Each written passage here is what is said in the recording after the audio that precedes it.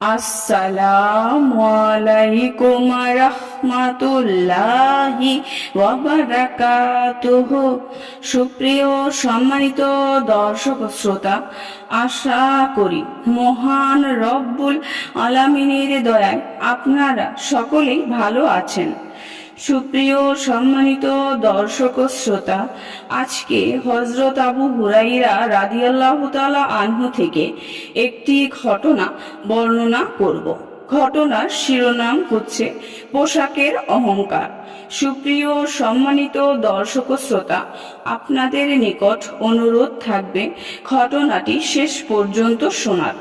কুরাইশের এক ব্যক্তি পোশাক পরিধান করে বেশ জাঁকজমক দেখিয়ে চলতে চলতে হযরত আবু হুরাইরা রাদিয়াল্লাহু তাআলা আনহুর নিকট এসে বলল, হে আবু হুরাইরা, আপনি আল্লাহর রাসূল সাল্লাল্লাহু আলাইহি ওয়াসাল্লামের বহু হাদিস বর্ণনা করেন।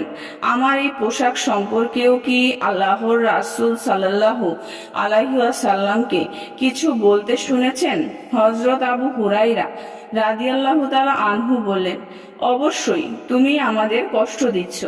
যদি হক না বলার কারণে আল্লাহ পাক তাহলে কিতাবদের শাস্তি না দিতেন, তাহলে আমি তোমাকে কিছুই বলতাম না।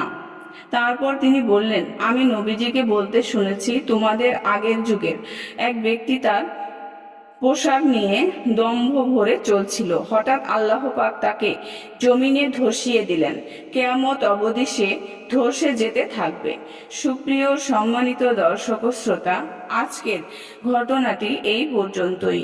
ঘটনাটি যদি ভালো লেগে থাকে অবশ্যই চ্যানেলটি সাবস্ক্রাইব করবেন, লাইক করবেন, কমেন্ট করবেন এবং বেশি বেশি শেয়ার করে দিবেন। সবাই ভালো থাকবেন।